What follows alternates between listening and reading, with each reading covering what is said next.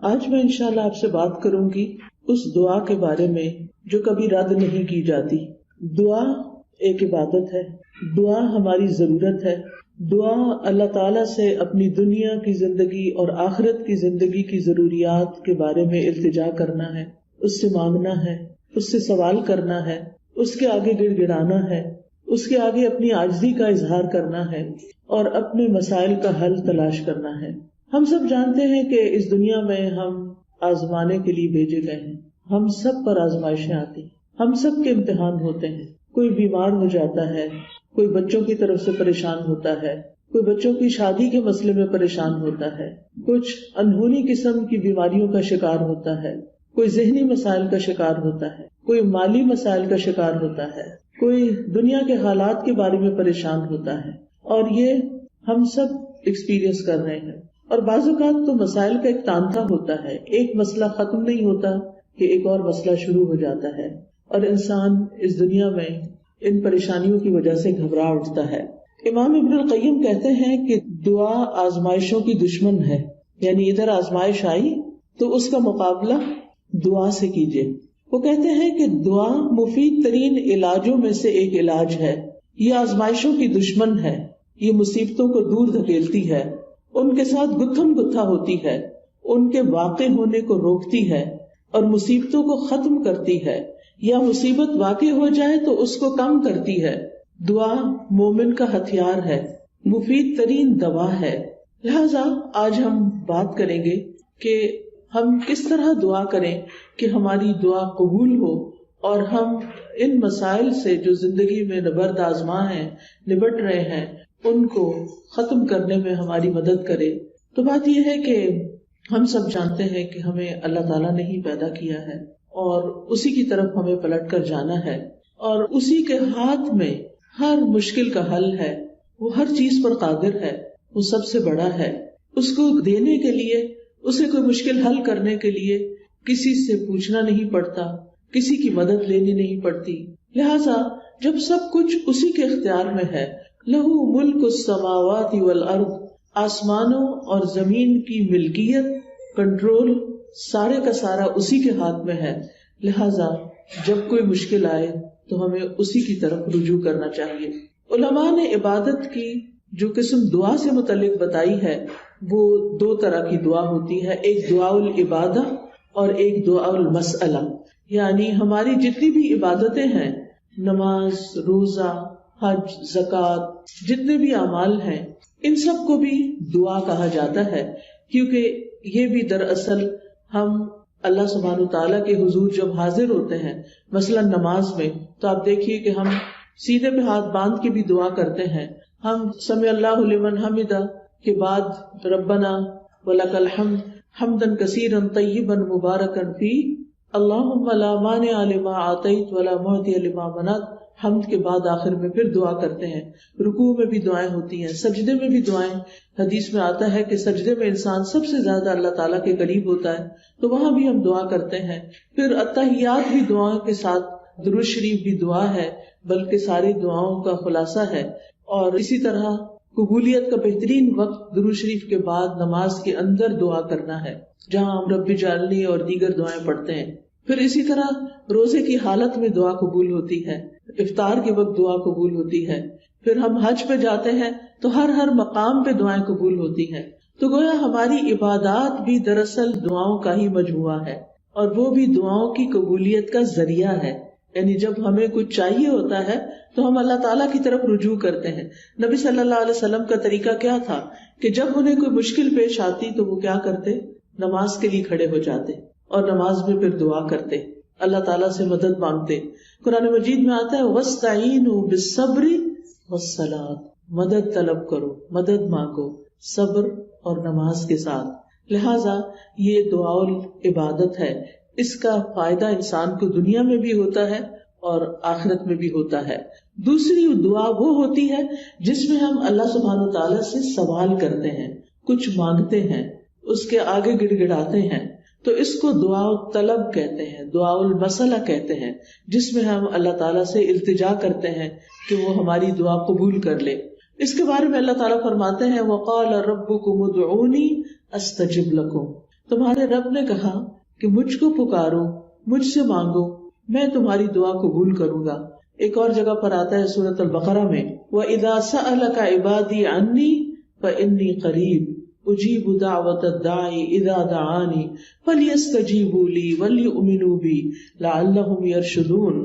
اور تمہارے رب نے فرمایا کہ مجھ سے دعا کرو، میں تمہاری دعا قبول کروں گا، اور جب میرے بندے آپ سے میرے بارے میں سوال کریں تو بے شک میں قریب ہی ہوں، میں پکارنے والے کی پکار کا جواب دیتا ہوں جب بھی وہ مجھے پکارتا ہے۔ تو گویا اللہ سبحانہ وتعالی بندے کے بہت قریب ہے۔ فَإِنِّي قریب، ایک اور جگہ پر آتا ہے ان ربی قریب مجیب، کہ بے شک میرا رب قریب بھی ہے اور دعا قبول کرنے والا بھی ہے۔ لیکن دعا کی قبولیت کے لیے کیا کرنا چاہیے؟ فَلْيَسْتَجِيبُوا لِي وَلْيُؤْمِنُوا بِي لَعَلَّهُمْ يَرْشُدُونَ۔ ان کو چاہیے کہ وہ میری بات بھی قبول کریں، یعنی اگر وہ یہ چاہتے ہیں کہ ان کی دعا قبول ہو، ان کی بات قبول ہو، تو پھر وہ کیا کریں؟ وہ میری بات قبول کریں، میرے احکامات کو بھی قبول کریں۔ تو گویا اللہ تعالیٰ کی اطاعت بہت بڑا ذریعہ ہے دعاؤں کی قبولیت کا۔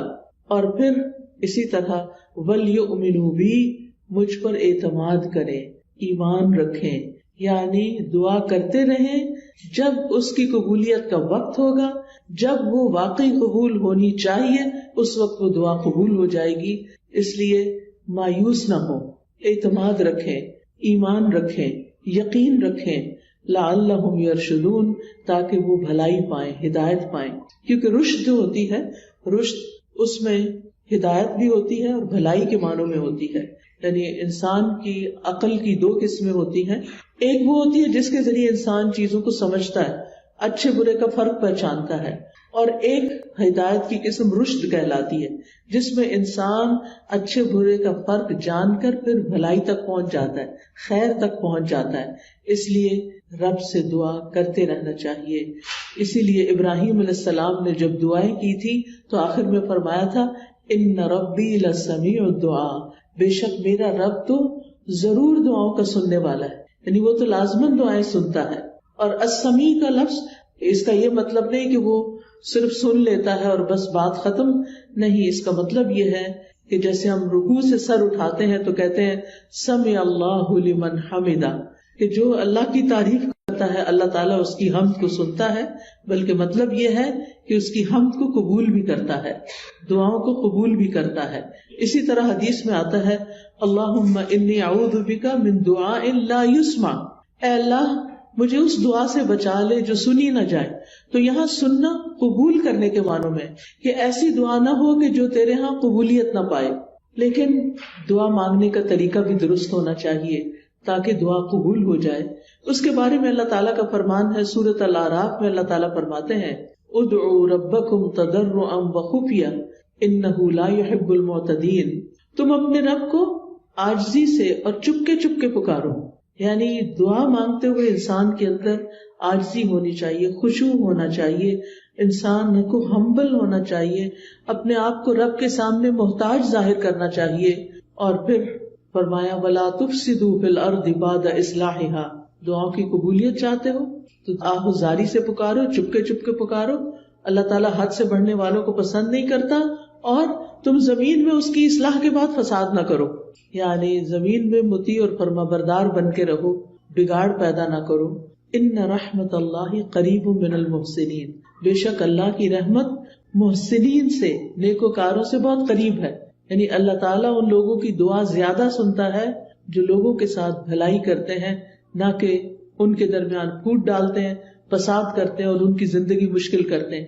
لہٰذا اگر ہم چاہتے ہیں کہ ہماری دعائیں قبول ہو تو اس کے لیے بہت ضروری ہے کہ پھر ہم اللہ سبحانہ وتعالیٰ کے حقوق بھی ادا کریں اور اللہ کے بندوں کے ساتھ بھی بھلائی کا اور رحمت کا معاملہ کریں۔ یعنی ہم چاہتے ہیں کہ ہم پر رحمت کی جائے تو ہمیں کیا کرنا چاہیے؟ دوسروں کے ساتھ رحم کا معاملہ کریں۔ کہتے ہیں نا ارحموا من فی الارض یرحمکم من فی السماء، تم اس پر رحم کرو جو زمین میں ہے تو تم پر وہ رحم فرمائے گا جو آسمان میں ہے، یعنی اللہ سبحانہ تعالیٰ تم پر اپنی رحمت فرمائے گا۔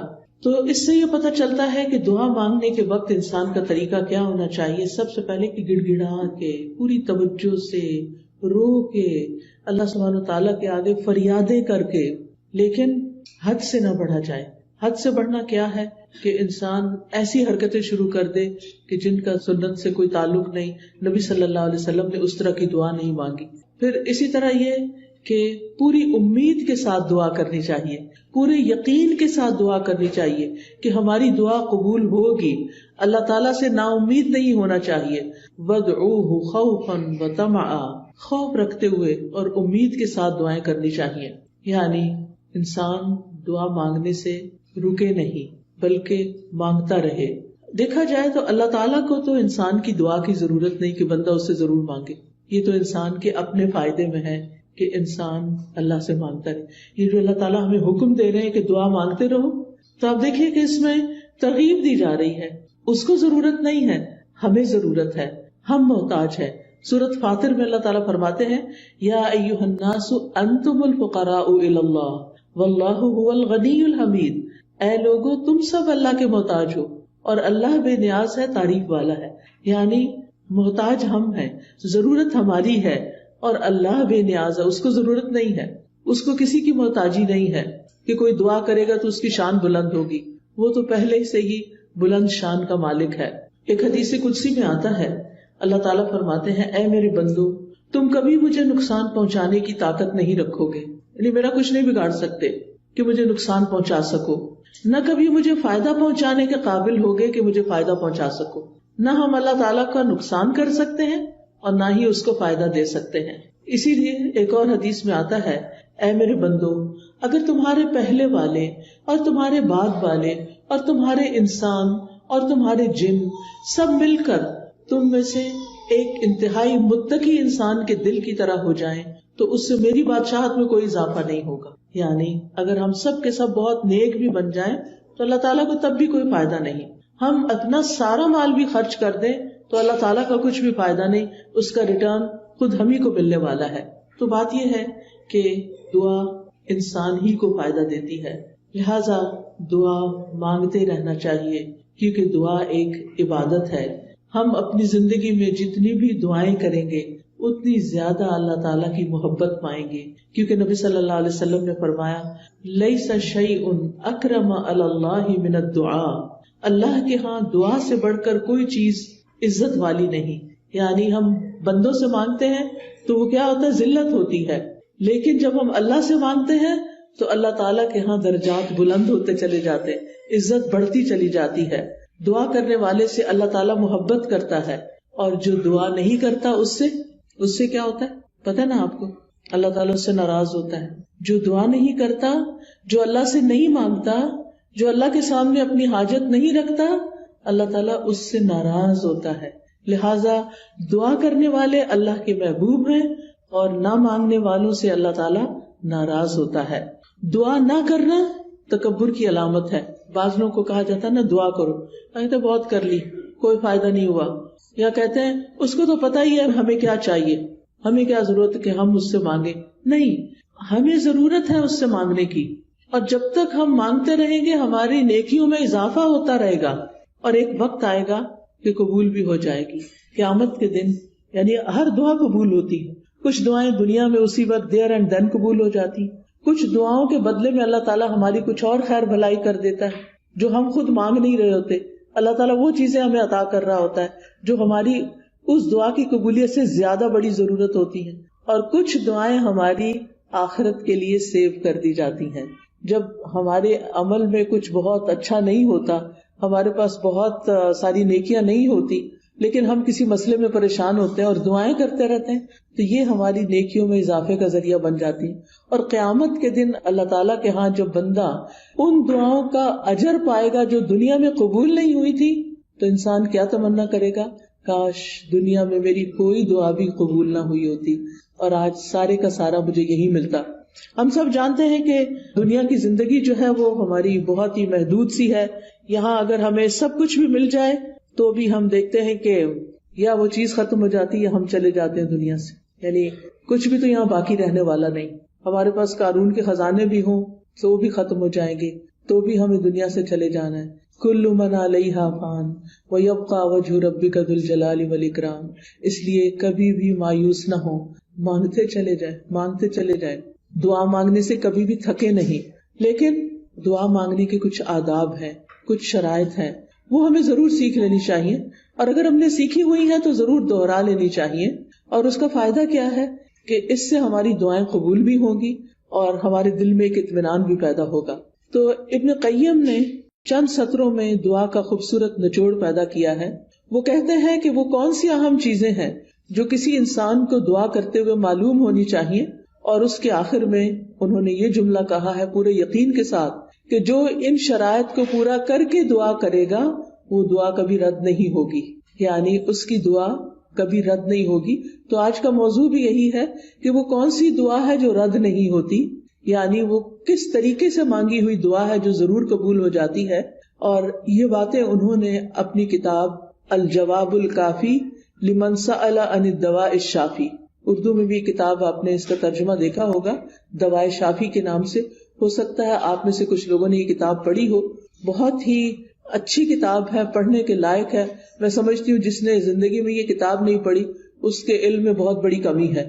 اردو میں یہ کتاب، انگلش میں بھی کچھ مختصر سی شاید ٹرانسلیشن ہے، اصل کتاب عربی میں ہے. اگر آپ کو اردو نہیں بھی سمجھ آتی، نہیں پڑھ سکتے، تو کم از کم آپ اس کے آڈیو لیکچر سن سکتے ہیں. قرآن فار آل ایک ایپ ہے جس میں دوائے شافی کے سارے لیکچرز ریکارڈڈ موجود ہیں. اس میں سے ایک ایک لیکچر اگر آپ کر کے سنیں گے تو کتاب ختم ہو جائے گی. آڈیو بک ہے وہ، اور چھوٹا چھوٹا میں نے ایکسپلین بھی کیا ہوا ہے اس میں.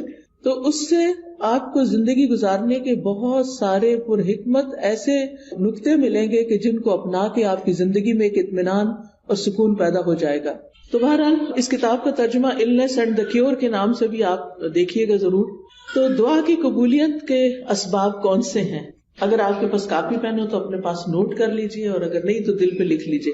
سب سے پہلی چیز دل کا حاضر ہونا، یعنی دعا کی قبولیت کے لیے سب سے اہم ترین چیز کیا ہے کہ دل کی حضوری کے ساتھ دعا کی جائے.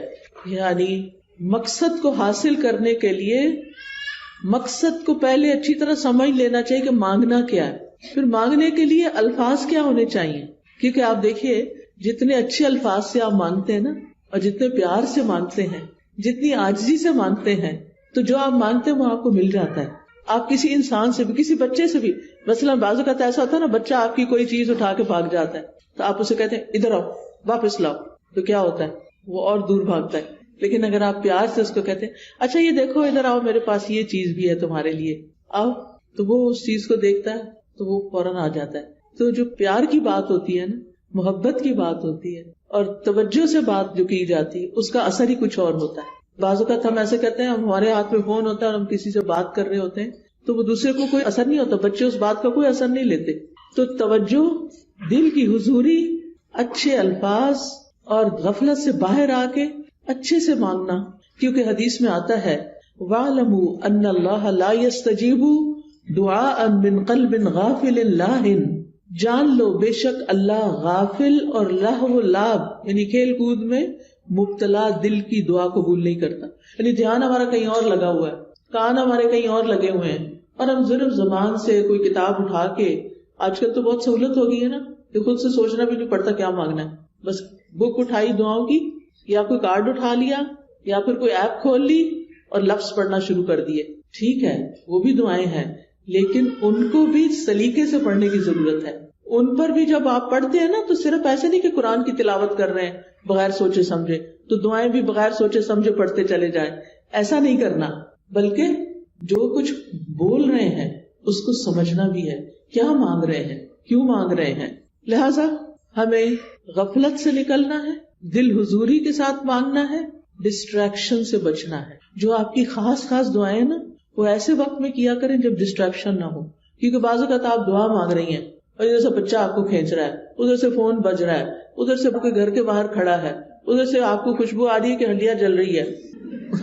اب آپ سوچیں کیا دعا مانگی جائے گی، کیسی دعا ہوگی وہ، اور پھر اس میں قبولیت کیا ہوگی جب آپ کو خود ہی پتہ نہ ہو، کان کہیں لگے، آنکھیں کہیں لگے، ناک کہیں لگے، کیا پتہ چلے گا کیا مانگا کیا نہیں مانگا. لہٰذا ایسے وقت میں مانگے جب آپ اکیلے ہوں، تنہا ہوں، آپ اور آپ کا رب ہو، پھر آپ اسے چپکے چپکے سرگوشیاں کریں. اذ نادى ربه نداء خفيا، زکریا علیہ السلام نے اپنے رب کو پکارا تھا چپکے چپکے، خفیہ خفیہ. ادعوا ربکم تضرعا وخفیا، عاجزی اور زاری بھی ہو اور چپکے چپکے مناجاتیں بھی ہوں، کیونکہ دعا کرتے وقت جذبات بھی ساتھ ہونے چاہیے، یعنی اللہ کی رحمت کو محسوس کرنا چاہیے، اللہ کا شکر ادا کرنا چاہیے کہ اس نے توفیق دی ہے، اور پھر اس یقین کے ساتھ کہ اللہ بڑا مہربان ہے، رحم فرمانے والا ہے، وہ اس وقت بھی سن رہا ہے، وہ میرے دل کی حالت جانتا ہے، اور وہ کچھ دے سکتا ہے جو میں مانگ رہی ہوں۔ جب آپ بندوں سے کچھ مانگتے ہیں نا تو بعض اوقات ان کے پاس ہوتا بھی ہے، وہ نہیں دیتے، لیکن اللہ تعالیٰ جب دیتے ہیں تو اس کے خزانوں میں تو کمی ہوتی ہی نہیں۔ بندوں کو تو یہ خوف ہوتا ہے نا، ہم نے دے دیا تو ہمارا کیا بنے گا، ہر دفعہ ایسے ہی ہوتا ہے نا، کوئی ہم سے کچھ مانگ لے تو پہلے ہم سوچتے ہیں ہمارا کام چلے گا دینے کے بعد، بس اتنا ہی دیتے ہیں جتنا ہم بس دینا چاہتے ہیں، اس سے آگے نہیں۔ اللہ سبحانہ وتعالیٰ کے خزانے بھرے ہوئے ہیں، جب سے زمین و آسمان بنا ہے وہ خرچ کیے چلے جا رہا ہے، لیکن اس کے خزانوں میں قطرے برابر بھی کمی نہیں ہوئی، قطرے برابر بھی کمی نہیں ہوئی۔ اس کو کیا فرق پڑتا ہے؟ اور جب ہم یہ جانتے ہیں کہ زمین و آسمان کی ہر چیز اس کے کنٹرول میں ہے، وہ بادشاہ ہے، وہ مالک ہے، اور وہ دینے پہ پوری طرح قادر ہے، تو پھر ہم اس امید کے ساتھ مانگیں۔ قرآن مجید میں آتا ہے کہ وَإِن مِّن شَيْءٍ إِلَّا عِندَنَا خَزَائِنُهُ وَمَا نُنَزِّلُهُ إِلَّا بِقَدَرٍ مَّعْلُومٍ، کوئی چیز ایسی نہیں، یو نیم اٹ، کہ جس کے خزانے ہمارے پاس نہ ہو، لیکن ہم ان خزانوں میں سے کتنا کتنا دیتے ہیں، کتنا کتنا اتارتے ہیں، ایک معلوم اندازے کے مطابق، ایک مقرر اندازے کے مطابق، کیونکہ اللہ تعالی الحکیم بھی ہے، اس کو پتا ہے کس انسان کو کب کون سی چیز دینی چاہیے، کیونکہ وہ ہمارے بارے میں ہم سے زیادہ جانتا ہے نا، کہ اگر میں نے اس کی دعا قبول کر لی اور اس کو وہ مل گیا جو چاہتا ہے، پھر یہ مجھے بھول جائے گا، اور مجھ سے غافل ہونا اور بھولنا اس بندے کے حق میں نقصان دہ، لہٰذا بہتر ہے کہ اس کی دعا ابھی قبول نہ کی جائے، یہ کچھ اور مانگ لے۔ یعنی بعض لوگوں کی دعا صرف اس لیے قبول نہیں کی جاتی کہ ان کا رونا اللہ کو پسند ہوتا ہے، ان کا مانگتے رہنا اللہ کو پسند ہوتا ہے، کیونکہ جب ہم دکھی ہوتے ہیں، تکلیف میں ہوتے ہیں، پریشان ہوتے ہیں، تو پھر ہم اللہ کی طرف رجوع کرتے ہیں، اور جب ہماری ضروریات پوری ہو جاتی ہیں تو پھر ہم کیا کرتے ہیں، پھر تو ہم نماز پڑھنا بھی بھول جاتے ہیں، پھر ہم صدقہ خیرات دینا بھی بھول جاتے ہیں۔ لہٰذا اللہ سبحانہ وتعالیٰ ہمیں کسی نہ کسی مشکل میں ڈالے رکھتا ہمارے فائدے کے لیے، ہماری بھلائی کے لیے، تاکہ ہم اللہ تعالیٰ کی طرف رجوع کرتے رہیں۔ نبی صلی اللہ علیہ وسلم نے فرمایا ادعوا اللہ وانتم موقنون بالاجابہ، تم اللہ سے مانگو اس یقین کے ساتھ کہ تمہاری دعا ضرور قبول کی جائے گی، پورا یقین ہو۔ لہٰذا جب آپ کو یقین آئے گا نا تو غفلت بھی دور ہو جائے گی، دعا میں دل حاضر رہے گا، اور آپ اس طرح دعا کی قبولیت کی پہلی شرط پوری کر دیں گے۔ دوسری چیز جو ہے وہ ڈسٹریکشن ہے۔ ڈسٹریکشن کا مطلب یہ ہے کہ انسان کبھی کہیں دیکھے، کبھی کہیں دیکھے، کبھی کچھ سوچے، کبھی کچھ سوچے، اور جو مانگ رہا ہے اس کی خبر نہ ہو اس کو۔ تو ہمیں سمجھ کر دعا کرنی، سمجھ کر، یعنی یہ دوسرا اہم نقطہ ہے، حاضر دل کے ساتھ اور سمجھ کر، کیونکہ اگر پتہ ہی نہیں مانگ کیا رہے ہیں تو پھر کیا فائدہ۔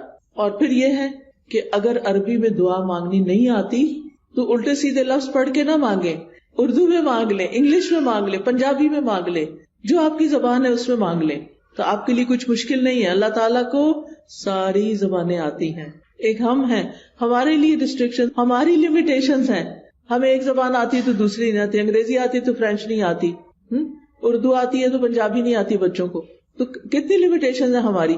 اللہ تعالیٰ کے لیے کچھ مشکل نہیں، کسی بھی ڈائلیکٹ میں، کسی بھی زبان میں، کسی بھی وقت، کسی بھی لمحے کچھ بھی مانگتے ہیں، وہ سب کچھ سمجھتا ہے، جانتا ہے، اور دینے پر پوری طرح قادر ہے۔ پھر آپ دیکھیے کہ دعا کرتے وقت کسی بے مقصد کام میں مشغول نہ ہو۔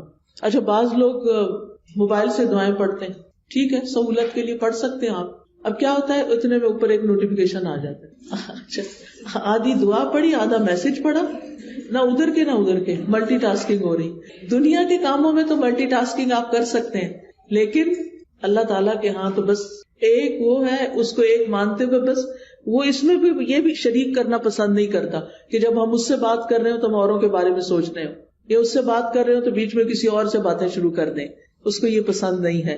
لہٰذا ہمیں ڈسٹریکشن سے بچنا ہے۔ بعض اوقات یہ ہوتا ہے کہ کوئی چیز ہمارے انگوٹھی وغیرہ ہاتھ میں ہوتی ہے تو کچھ لوگ کیا کرتے ہیں، دعا مانگتے ہیں اس سے کھیلنا شروع کر دیتے ہیں، کوئی بٹن کھول بند شروع کر دیتا ہے، کچھ اور کرنے لگتے ہیں۔ ان ساری چیزوں سے بچنا ہے۔ اس وقت کپڑے نہیں سنوارنے، کوئی اور کچھ نہیں، کھجانا شجانا بھی نہیں، اگر کھجانا پہلے کھجا لیں، اور پھر اس کے بعد دعا کرنی شروع کریں. یعنی 100% آپ کی توجہ دعا کی طرف ہونی چاہیے. ہمارے اسلاف میں سے کسی نے ایک شخص کو دیکھا کہ دعا کر رہا تھا اور ساتھ کنکریوں سے کھیل رہا تھا. انہوں نے کہا یہ کنکریاں پھینک دو اور اپنی دعا پہ توجہ کرو. دعا کرتے ہوئے تمہارا دل اور اعضاء سارے پورا جسم اس طرف متوجہ ہونا چاہیے. تو یہ تھی پہلی شرط. ٹھیک ہے. دوسری شرط یا دوسرا نقطہ یا دوسرا ادب کیا ہے؟ قبولیت کے 6 اوقات میں سے کسی وقت میں دعا کرنا. اب قبولیت کے 6 اوقات کون سے ہیں میں ابھی آپ کو بتاتی ہوں. یہ 6 اوقات ایسے ہیں جن میں دعا قبول ہو جاتی ہے اور کبھی رد نہیں ہوتی. لہٰذا دل کو حاضر رکھنے کے ساتھ ساتھ دوسری چیز وقت کا انتخاب ہے کہ کس وقت آپ مانگیں, کون سا زیادہ سوٹیبل ٹائم ہے. تو ان میں سے سب سے پہلے رات کا آخری تہائی حصہ, 1/3 of last part of the night. اب وہ کیا ہے, جیسے آپ کے موبائل پہ وہ ٹائمنگز ہوتے ہیں نا صلاۃ کے, تو وہ آ جاتا ہے تہجد کا وقت آ جاتا ہے. آج کل شاید 1:30 ہے یا کچھ اس طرح. تو وہ لاسٹ پارٹ آف نائٹ ہوتا ہے, جو تیسرا حصہ آخری حصہ ہوتا ہے رات کا, فجر کی اذان سے پہلے, آپ سمجھے 1.5-2 گھنٹے پہلے. اب اس وقت میں آپ اللہ تعالیٰ سے دعا کریں گے, جو کہ تہجد کا وقت ہوتا ہے. سب سو رہے ہوتے ہیں, فون کالز کرنے والے بھی سو رہے ہیں, آنے جانے والے بھی سو رہے ہیں, گھر والے بھی سو رہے ہیں, بچے بھی سو رہے ہیں, سبھی سو رہے ہیں. اب آپ کا رب جاگ رہا ہے. لہٰذا جب آپ کی آنکھ کھلے تو آپ اپنے رب کو پکاریں, چاہے آپ بستر میں لیٹے ہوئے پکاریں. منع نہیں ہے لیٹ کے دعا کرنا, آپ لیٹ کے بھی دعا کر سکتے ہیں. اس وقت کوئی آپ کو دیکھ نہیں رہا ہوگا, آپ اللہ کے آگے رو سکتے ہیں, آپ اپنی التجائیں فریادیں کر سکتے ہیں. اگر کوئی ساتھ سویا ہوا ہے تو پھر زور سے نہیں بولیے, دل دل میں بولیے, کیونکہ اللہ تعالیٰ نے اجازت دی ہے کہ ادعوا ربکم تضرعا وخفیہ, خفیہ خفیہ, چپکے چپکے, وسپرنگ میں, دل ہی دل میں اللہ کے ساتھ فریادیں کرنا شروع کر دیں. اور یہ دل کی حضوری کا بہترین وقت ہے. حدیث میں آتا ہے ہمارا رب تبارک و تعالی ہر رات آسمانی دنیا پہ نزول فرماتا ہے. جب رات کا آخری تہائی حصہ باقی رہ جاتا ہے اور وہ آواز دیتا ہے کوئی جو مجھ سے دعا کرے تو میں اسے قبول کر لوں. اللہ تعالیٰ خود پکار رہے ہیں, مانگو مجھ سے. ہے کوئی جو مجھ سے مانگے تو میں اسے عطا کر دوں. ہے کوئی جو مجھ سے بخشش طلب کرے تو میں اس کو معاف کر دوں. اور یہ ہر رات ہوتا ہے, ایوری نائٹ. لہٰذا اس وقت سے فائدہ اٹھانا چاہیے. اگر ہم اپنے گناہوں سے پریشان ہیں, اپنی بری عادتوں سے پریشان ہیں, اپنے کچھ مینٹل ہیلتھ کے بارے میں پریشان ہیں, کسی خاص مسئلے کے بارے میں پریشان ہیں, تو اس آخری حصے میں رات کے اٹھیں اور اللہ تعالیٰ سے دعا کریں. اللہ تعالیٰ اپنی شان کے مطابق آپ کو نوازے گا اور یہ دعاؤں کی قبولیت کا سنہری موقع ہوتا ہے. دوسرے مواقع کون سے ہیں؟ ابن القیم لکھتے ہیں عند الاذان, حدیث میں بھی آتا ہے اذان. اب آپ کہیں گے ہمارے گھر میں تو اذان ریکارڈیڈ ہے. بالکل ریکارڈیڈ اذان بھی اذان ہے, وہ کچھ اور تو نہیں ہے نا. بعض لوگ کہتے ہیں اچھا اس کا جواب دیں, بھائی کیوں نہ دے, وہ کیا کہہ رہا ہے, وہ وہی تو کہہ رہا ہے جو اذان کے الفاظ ہیں. اب آپ مسجد میں بھی ہوتے ہیں تو کیا آپ کو مؤذن کی اصل آواز آ رہی ہوتی نہیں نا. کس میں سے آ رہی ہوتی؟ مائک کے تھرو آ رہی ہوتی ہے.